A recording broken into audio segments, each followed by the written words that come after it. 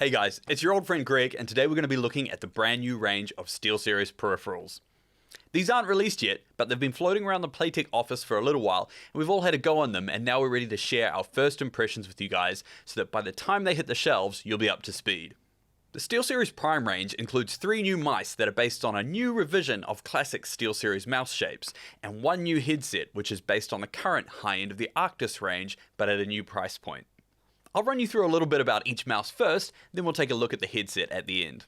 First up is the Prime mouse. This is the entry point of the new Prime range. It's awesome value for just a straight up esports gaming mouse, and although it's the cheapest mouse in the range, it's still a high-end gaming mouse by all accounts. The Prime shape is the same throughout the full series, and to my eye, it looks like a pretty slick development of previous Steelseries mice. It's about 125mm long, and 59 wide at the front here, and 68 at the back, then 23 high at the front, and 42 at its peak here on the rear hump. Now the rear width, right here, of these mice is roughly in line with other body shapes from Steelseries, like the Sensei 10 and Rival 5. However, the front has been pinned in just a little bit, and is slightly narrower than both. The most noticeable difference in terms of dimensions would definitely be the front height, which is a solid 5mm lower than the Rival 5, but actually a tiny bit higher than a Sensei. If you're a fan of the Sensei, but you're looking for something that's got a bit more contour to it and isn't so like ambidextrous and symmetrical, then this new shape is a no-brainer. And likewise, if you've ever felt that the Rival was too big, then you might find that the Steelseries Prime series is about a sweet spot in between the two. Now let's get back to specs. As you'd expect, we've got a TrueMove Pro sensor on the underside and a little button that lets us switch between... I've just realized I'm holding the wrong mouse.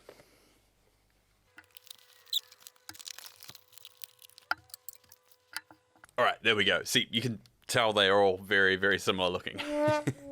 Now let's get back to the specs. As you'd expect, we've got a TrueMove Pro sensor, and on the underside we've got a little button that lets us switch between the preset sensitivity profiles. Now a nice touch on this is the detachable super mesh micro USB cable.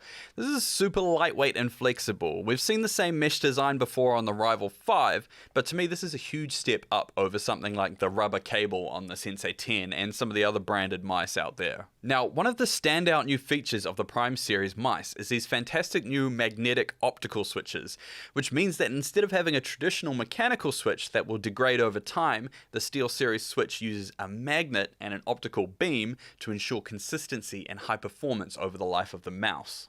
These switches are rated for 100 million presses, which is insane considering that many other mice on the market at the moment, which call themselves, highly durable, are still only rated for between 10 million and 50 million clicks. Now, if you like that, then you'll love what I'm about to show you.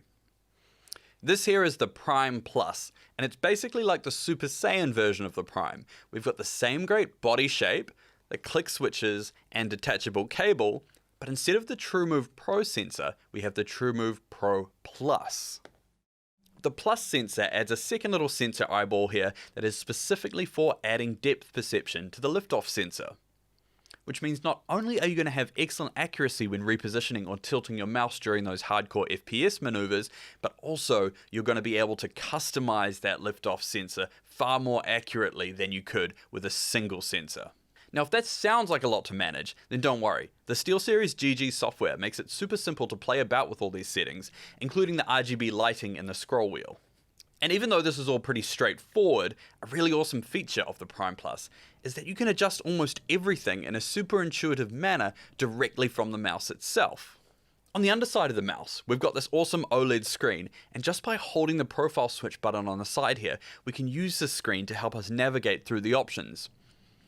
In this mode, the mouse wheel scrolls through the menu, and the middle click is your select button. Now in saying that, the Steelseries software is still worth loading up, because not only is it super easy to use, but it also lets you load custom images onto the OLED screen, which is actually pretty awesome, to be honest. To round out the Prime mouse range, we also have the Prime Wireless. The Prime Wireless is basically a progression of the same concepts we've seen already, but with a few little twists. The biggest of all being, obviously, that it's wireless. Under the hood, we've got a TrueMove Air sensor, which is essentially a wireless optimized version of the TrueMove Pro from the Prime. It's slightly lower top speed of 400 inches per second instead of 450, and a maximum acceleration of 40G versus 50G. which I just have to note is already extremely high and far above speeds that any human would ever be capable of achieving. The battery life of the Prime Wireless is approximately 100 hours, and that battery adds about 10 grams to the weight of the mouse, which puts it at 80 grams compared to around 70 grams for the two wired mice. Now on the front end, we've got the same awesome detachable super mesh cable for charging, but this time it terminates in a USB-C connection. Now speaking of USB-C, I know not everyone has got it yet, which might make you worry because the Prime Wireless uses USB-C on its little wireless dongle. But don't freak out, because they actually also give you this sweet little adapter that you can link into the charge cable, which not only lets you position the dongle for the best reception, but it also allows you to use it with a standard Type A connection. Now the trick with the Prime Wireless that makes its wireless performance so good is that it uses Steelseries Quantum 2.0 technology. This means that it's actually sending its signal on two simultaneous channels which it detects from across 40 frequency bands. Kind of like a wireless router in a way. This means that if there's any interference, the mouse has a backup channel so you won't get any dropouts or lag at all. You're essentially getting wired performance from a wireless mouse. Now although we don't have the cool little OLED screen on the underside, what we do have here is some really nice pure PTFE skates, which just make it absolutely glide across the mouse pad. So that gives us a pretty good rundown of the new Prime series of mice, and overall I'd say if you like one, you're probably gonna like them all, so it's really just a matter of which extra little bells and whistles you like. Personally, my favorite is the Prime Plus, because I love the built-in UI and customization options, but I'll let you make up your own mind on which one you prefer. Now that we've covered the mice, let's take a quick dive into the Arctis Prime headset. The Arctis Prime was a bit of a mystery to me at first, because SteelSeries already have a pretty comprehensive headphone range, and I was a bit confused about where it sort of fit in.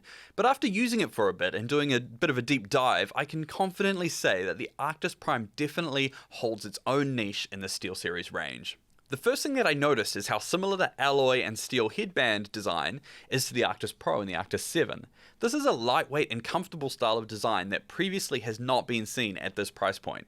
Now the similarities to the Arctis Pro don't end there. The Arctis Prime actually contains the same speakers, or should I say drivers, and premium hardware from the Arctis Pro.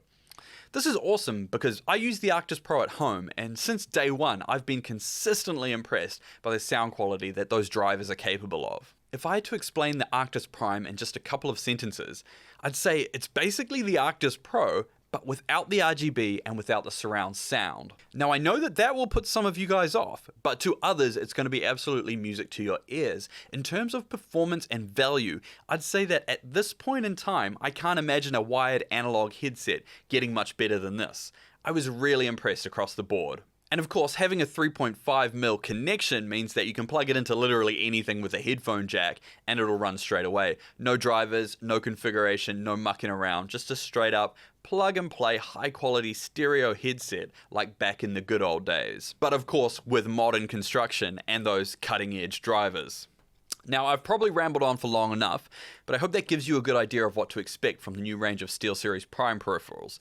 These will be arriving in store very shortly here at Playtech, so keep an eye out and place a pre-order if you're super keen. That's all for today. I'm going to leave you with a bit of B-roll and some comparison slides to play you out, and then I'll see you all next time. Thanks for watching.